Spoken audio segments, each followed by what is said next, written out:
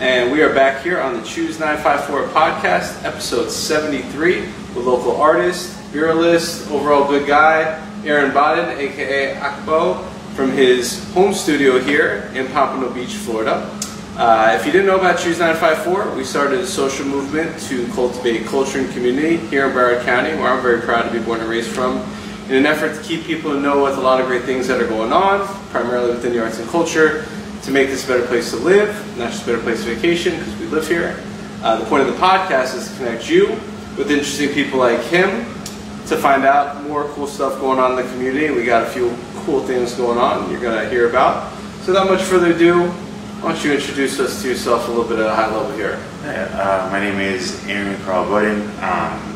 Aakabo is a combination of the first two letters of my first, middle, and last name. There's no other meaning behind it. It's just my name, and it's kind of stuck. Yeah, I am an artist. I have been painting since 2018. I did photography before then, which kind of set up a foundation to transition into art or into painting. I started doing canvases early on, which is when I met Evan. Evan actually booked me for my very first art show when I was nobody, and yeah, I've been going ever since. In 2020, in like March of 2020, when everything kind of shut down for the pandemic, I started painting murals, and since then I've got 50 murals under my belt. I've got 30 plus in the Fort Lauderdale area. I've got 13 in Dallas, Texas, and I've got just all over the place. Amazing. Mentioned photography, but how did you initially get started in the arts? Was it in photography? Was that at a young age? And then kind of walk us through how you got up to having 50 murals, which is no small feat for any artist. I've always been artistic. I've always had the urge to express myself artistically. Whether it was, I did slam poetry for a little while, I did acting for a little while. When I moved to Florida, I wanted to go to film school. I wanted to make documentaries, and I wanted to go to the Art Institute of Miami. I moved to Florida with $500 in my pocket, with a friend who he had gotten the general manager position at a raw sushi in Pembroke Pines. Okay. So I came out, gave me a job as a server. The plan was to go to film school, and he offered me a job as a manager, and I turned it down initially, and he came back with another offer that I felt like I couldn't refuse. And like being an immigrant, my mom thought, this guy's offering you a nice salary, like that's the American dream, take the job, and I just got wrapped into that world. And when I started getting my paychecks, I bought a camera. I bought that 7D right there, which I've had since 2011. I bought a bunch of sound equipment, I bought a bunch of lighting, I started a documentary, I started a couple of documentaries, and I started following these graffiti artists around, documenting what they were doing. Eventually, I moved away from film or videography or whatever, because it was just so hard. It's so hard. It takes so much patience. And especially back then, I don't know what the software looks like now, but like rendering video back in 2010 was so hard. It just took so long. So then I started taking photos of light painting or airplanes. I like a lot of like low resolution, long exposure photography. Anything with lights, anything shiny. I've always liked anything shiny, metallic, whatever.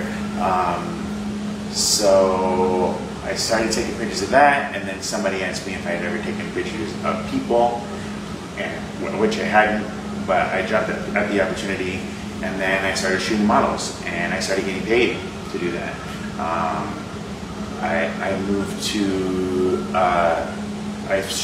being in South Florida, I shot swimwear for a long time. Then I started doing food. I started doing food photography, which is so hard. And I gained a little bit of a following. I had the Aakabo Instagram, as soon as I opened an Instagram, my username was Aakabo. And back then it was just personal use. And then I got a camera, and then it kind of turned into photography Instagram, just like unwittingly. Like I didn't choose for it to be that. Or that wasn't the intention. And yeah, I started getting some notoriety as a photographer. And then one day, I just didn't want to do photography anymore. I lost my passion.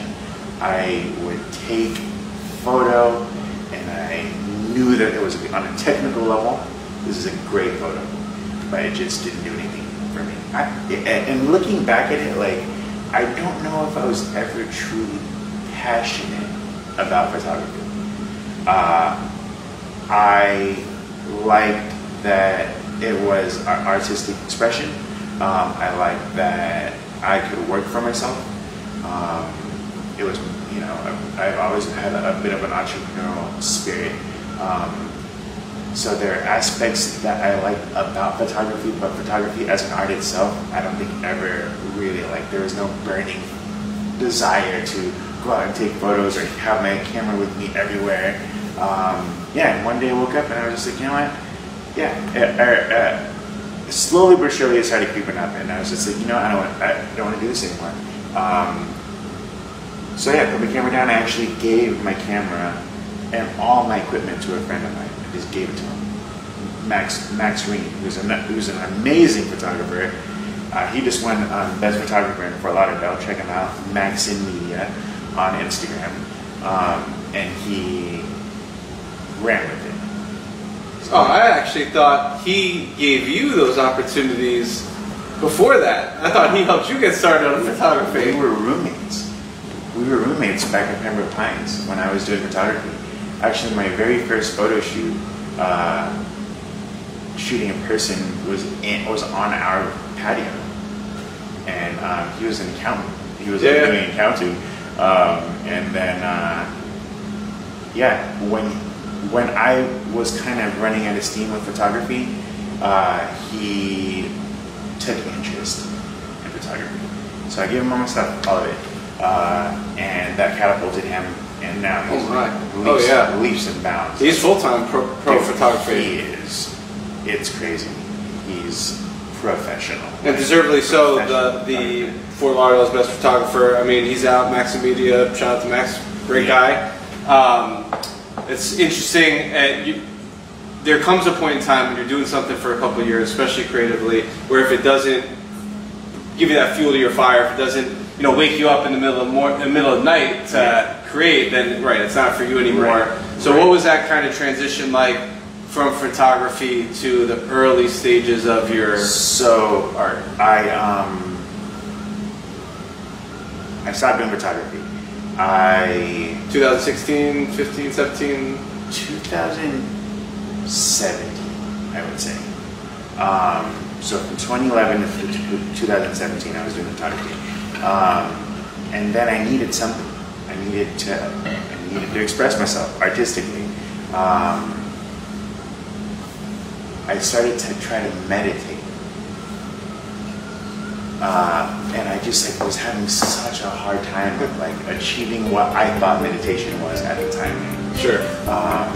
So then I started to look for meditative things to do, tedious things that I could just lose myself, mindless things that I could just lose myself.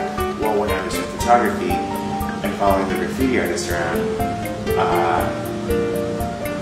they encouraged me to make a stencil, because I was they were amazing with freehand cans, and I just I would take so much work to be on that level. I couldn't keep up. So the one guy introduced stencils to me, So I made this super basic ET. It was just like I cut a circle out of a cardboard and made the super basic moon, and then ET, and then my tag at the time was Jetta. I went by Jetta, Jeda, and that was my stencil. I was throwing it up like in Miami, and then coming back to when I stopped doing photography, looking for something meditative and tedious, I remembered stenciling. Nice. And I made a painting. Actually, it's in my room. Can I do it? I started to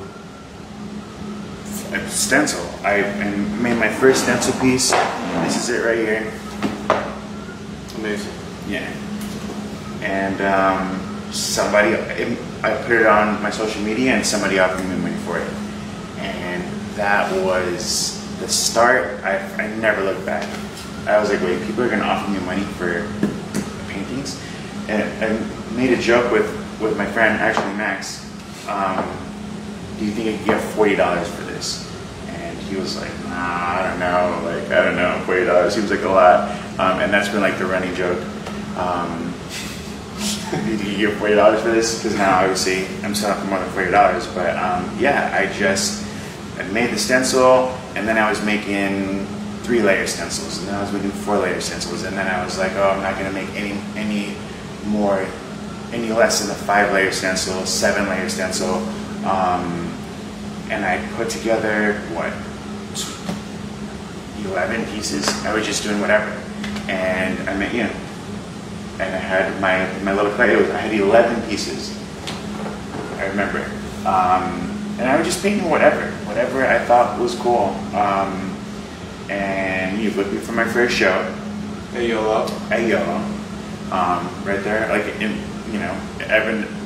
Those of you that don't know, Evan had like set up this there was an artist, there was music, there was like a little not a flea market, but just like a little market, local artist discovery series, live art pop up, different artists every week, downtown on YOLO. Super cool. So gave you a food tab, didn't take the commission. Right. Yeah. Offered me a canvas. So that's when they got my start. And then I had another show with Maxence the next weekend, and I sold all 11 of the pieces, every single one of them.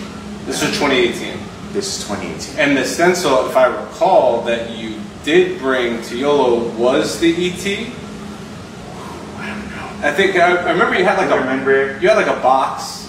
Yeah, I remember starting to spray paint. I think it was the Salvador Dali. Okay. No. It was a different one. Okay. Like a portrait of his face. I remember trying to paint there, and then it was just like overwhelming. The smell was overwhelming. Yeah. But, so I had that show, and then I just kept going. I mean, I think that with any creative, in the beginning, you're just kind of like doing everything. You say yes to everything, and then you kind of like really hone in on what it is, what your style is going to become. Amen. Which has been a struggle. I mean, I feel like here we are. It's 2022, and I've just reached a point where my stuff feels concise. I have broken away. The stencils are now a tool that I've got in the toolbox, but I have been painting with just a paintbrush and using a projector. In 2020, in March of 2020, after doing art for 2 years, just canvases, I was like, I want to paint a mural. Actually, no. My friends over at Chops and Hops asked me if I would be interested in painting a mural. They needed their sign on one wall, and then they have this, I don't know if you've ever been there, there's this big American flag with axes and hatchets in the stripes. They asked me if I could do it. Obviously, I said yes. I had never painted a mural before. I had no idea how I was going to scale it up, and I figured it out. And from there, I said, I just want to paint. I want to be known as a mural artist. I told my friends, we sat down and had a conversation. I was like, before the end of 2020, I want to be known as the go-to guy for murals. And by October, they had the nominations for Best Mural Artist in Fort Lauderdale Magazine, and I ended up winning that. I think that's more because I just know a lot of people. There's much more talented mural artists out there than I am. But yeah. But if I could say so myself, and this is a good point to bring up, when I met you, and then up until that point in 2020, and now up to this point, it's still the case. The thing that I do recall vividly when I first met you, I won't say where, but you were very genuine. You were very good, very well-spoken, soft-spoken, well-mannered, and it was so apparent that you genuinely did want this. And I didn't know, I guess, at that time about you wanting to break away from photography. You had mentioned that you were photography, so I already assumed you were in the art game, but you were ambitious, but not overly ambitious, and not, it wasn't like a turn-off. Like some people are like, oh, I'm going to be the best mural. Okay, cool. Yeah, prove it. Show me. Yeah. But you put in the work. You networked. You had the business element of it, which we'll get to, and some of the people you've connected with. But you were true to your craft. You practiced. You learned a lot. Trial and error. And I do vividly remember you telling me a little after we met, and a little after that time, that you wanted to speak at CreativeZen, which he is going to be the upcoming speaker this Friday at Cyth Co. To share his story. And I remember, like, all right, you know, your story will develop and unfold. Yeah. So from that point, I guess, if you want to go from maybe March of 2020 or around that time, how did things kind of, you know, with the chops and hops and getting into the murals, how did things kind of take off to this point that you really are now one of, if not the Fort Lauderdale Best Murals by Fort Lauderdale Magazine? Well, I mean, you hit a lot of the points there. Really, it's network. I mean, I am fortunate enough that I had a lot of followers on Instagram through the photography account, and then I gained a lot of momentum when I started doing painting and shows, live events. Yeah, employing you know, the tools like doing giveaways or whatever. And it's such a hard grind, and nobody likes doing it. I hate doing it, but Instagram, social media, it's so important. You have to wear that hat. You have to, because now I'm at a point now where if I post something on my Instagram, it's gonna sell. It's gonna sell. If it doesn't sell within 24 hours, it's crazy. But I have, you know, people. I don't. It sounds bad, but like I don't lift the finger. People come to me for everything. But to the point we just touched on, it is through hard work, through being humble. I mean, he is a genuinely good guy, coming from Belize, you know, upbringing and all those things. So it is well deserved. Yeah. And you know, for the summary of this conversation, the podcast, you know, you say it sounds bad or make it sound too easy, but it was a lot of hard work to get to that point. Yeah. Now I'm at a point now where it's like, you know, I see so many ultra talented artists, like way better than I'll ever be. And it's like they just don't have the network or the drive or the personality or the business acumen. Correct. It's a lot. It's a lot. Some of the best, most talented artists don't know how to market, and some of the artists that are the best at marketing aren't the most talented. Right. Yeah, man. I mean, having talent is 20% of being successful in this game. Wait, what was the original question? So you did the murals for Chops and Hops, and then you were well liked, have a good following. How did things kind of evolve to the point that now you have your mark on, you know, all over Fort Lauderdale? I think that people just started recognizing, you know, it was like when I was painting, I painted my dog, and people were like, oh, he's painting dogs now, and then I got a lot of inquiries about that. Oh, he's painting pop art now, and I got a lot of inquiries about that. I started painting murals, people noticed, and you know, this guy knows this guy, and I just started getting inquiries. And like, fortunately with murals, it's cool because it's like, I can kind of set the time frame. It's like, hey, listen, I can't get to you for a month. I'll start this day, I'll finish this day, I'll take a deposit, I will, when I'm done, I get the rest of it. Yeah, and it just, people see it, and I just became known as the mural guy. I mean, you know, it happened organically, I guess, but not just by chance. Like, you know, I really had to work at networking. Like, it's really about who you know, or who knows you, or who has eyes on you. You have to put yourself out there.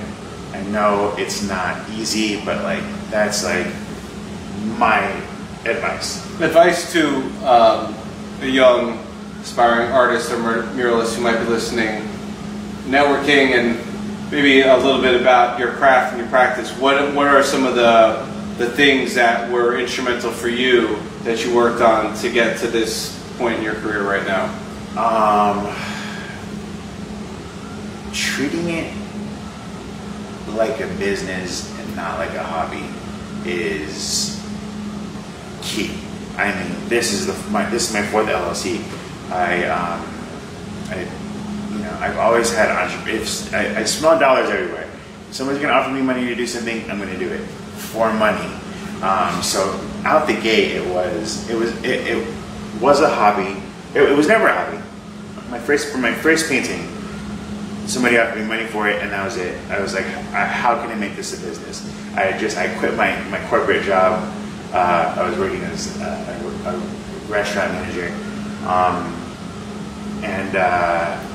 I just never looked back. How can I make this successful? What do I have to do? Instagram,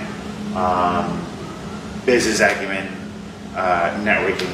Those are the things that brought me and continue to push me further. Amen. Constantly. Now I'm doing art shows at the Wilder. I'm working on 2 other venues. I just had a meeting last night. I am working specifically with amateur artists like you were doing over with Choose954. I want to be their first art show, or their biggest art show, or their coolest venue. I want to show them, like, hey, you can do this. Like, it's a nice little caliber. It's a little, boost of their ego to show them, hey, this is possible. You're going to get some sales. Like, this is what you have to do.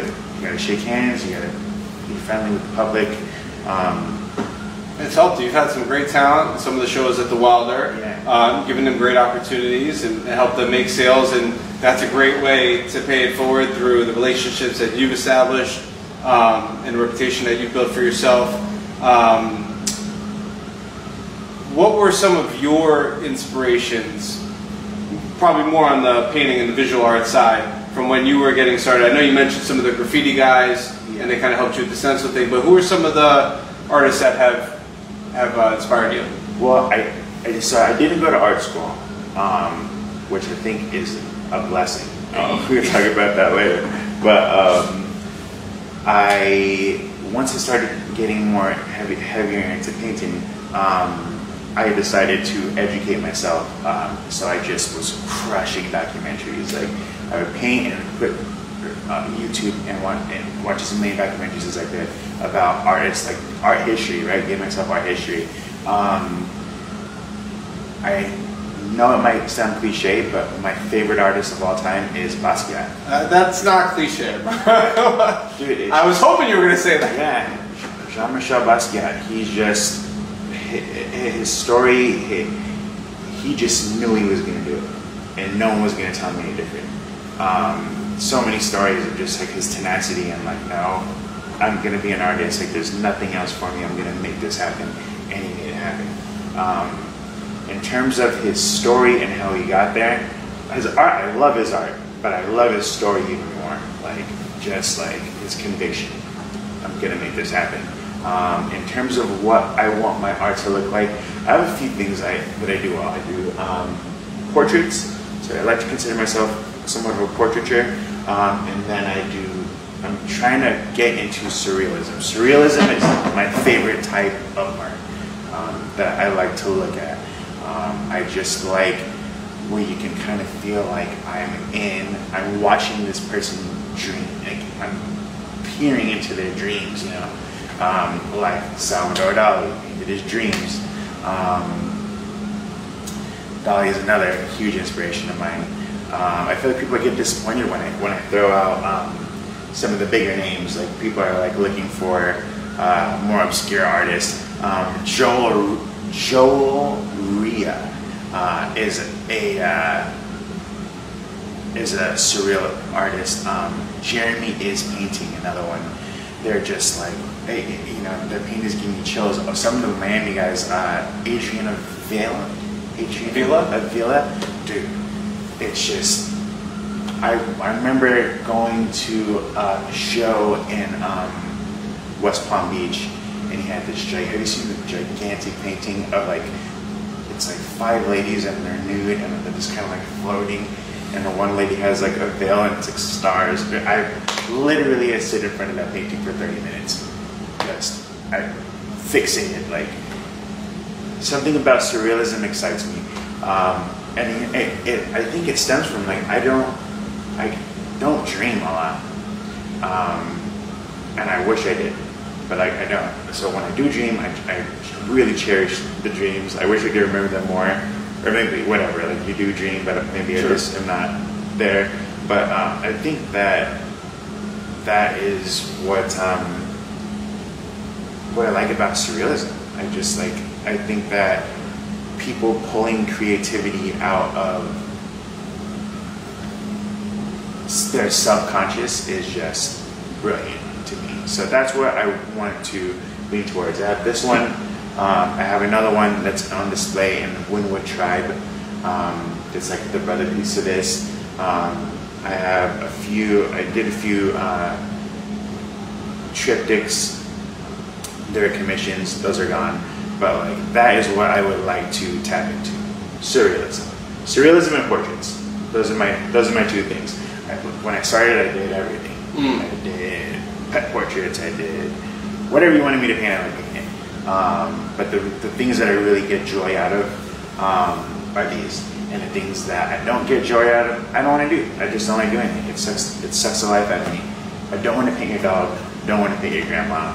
I don't want to do commission pieces that I don't want to do. And you know, in the beginning, you have to do that. You have to. But then you get to a point where you can be more selective. You get bog issues because it's like you're not doing it. It doesn't fulfill you. Like when somebody tells you, "I want this, and this," and you know, there's no joy in that. At least for me, I don't like it. I think that one thing that's important is realizing what is sucking. People always ask me, where does your inspiration come from? It's hard. It's a hard question for me to answer. Like, I don't know. I don't know where inspiration. I think people are asking me, how do I conjure up inspiration when I'm down, when I'm feeling in a funk? And I don't think there's an answer to that. But what I try to be good at is keeping myself out of that space where I'm in a funk, because when I'm in a funk, I can't create, you know? So it's about what is stressing me out. Like these paintings that I don't want to do is stressing me out. So I'm gonna skip that. I'm not gonna take any more dog portraits because I don't like doing it. You know, there was a point where I was doing commission after commission after commission, and I just felt so stressed out and weighed down with this heavy weight. And I was like, oh, I need to be more organized, or I need to structure things differently. I hired an assistant. I tried to do all these, you know, I tried to just do things differently. And one day I woke up and I realized it's the job that I don't like. Like, yeah, my relationship with painting had become a job. Like a job that I hated, you know, and I just pumped the brakes. I was like, no, I have to, if I'm going to do a commission, I need most of, if not all of the creative freedom. And then I lean more into painting what what spoke to me. Like, you know, I talked to a lot of amateur artists that are trying to race to this point where they're full-time artists. Like, I just want to be full-time artists. I want to quit my job. It's like, dude, wait. Having supplementary income is great.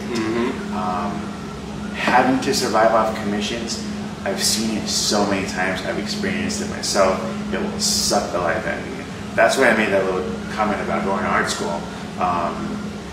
Anybody that I've talked to that is a burned out artist, and forgive me for saying it, but they get burned out at art school or they're in some sort of job. Graphic designers, I talk to them all the time. They come to the art shows and they're like, oh, I used to do art back in the day, and then they show me their stuff and it's amazing. It's like, I just lost my passion. When you're in a job, when you're in a creative field, when you're forced to be creative on times that you don't want to be creative, it sucks life out of you. You don't want to do it. It's like, it's the worst. It's the worst feeling. Like, but you get to a point where you could recognize that. Yeah. And through hard work and through dedication and perfecting your craft and being a good human being, now you've afforded yourself the opportunity to work on the things that you do want to work on. You're right.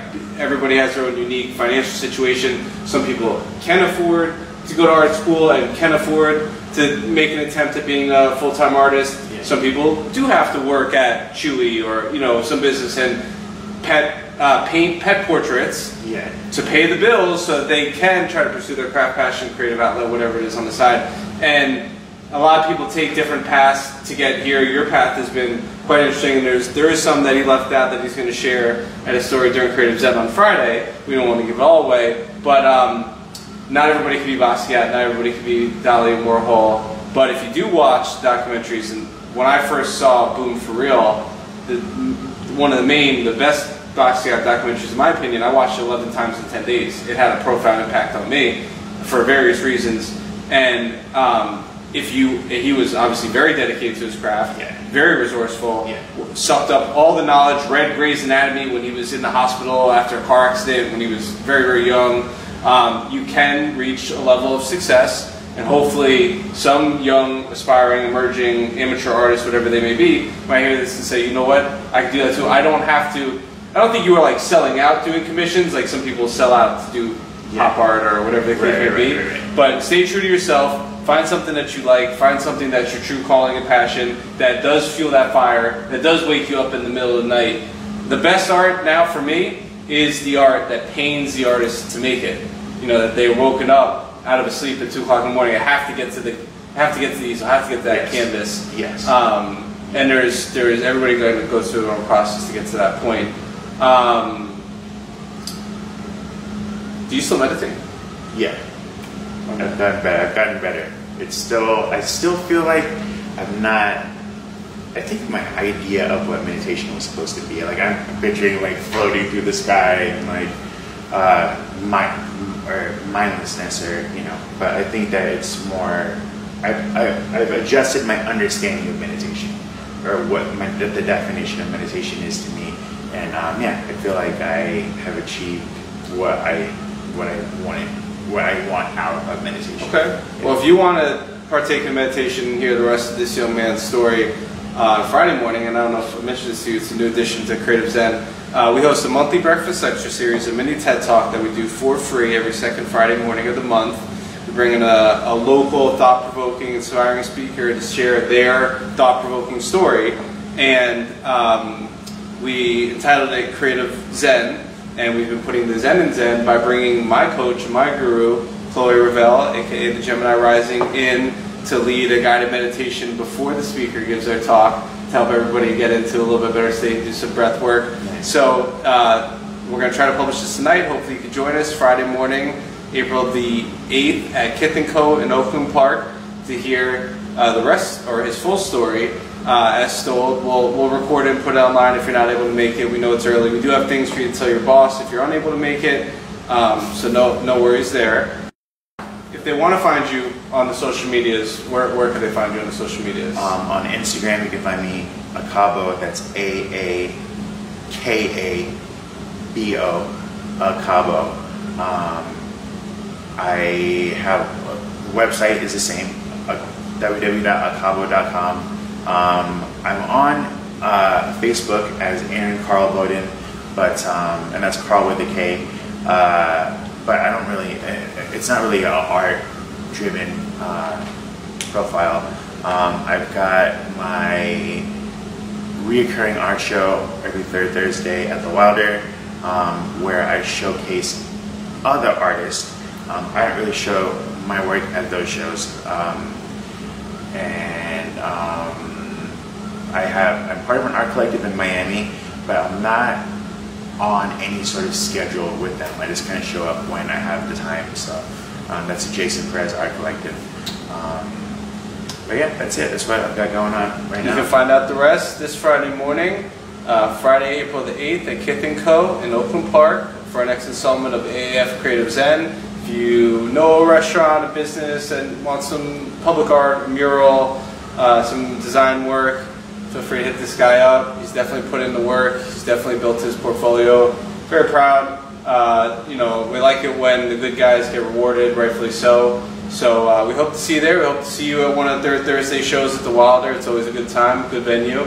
And stay tuned for more cool venues, opportunities, murals, and other things for you to check out in the Fort Lauderdale art scene.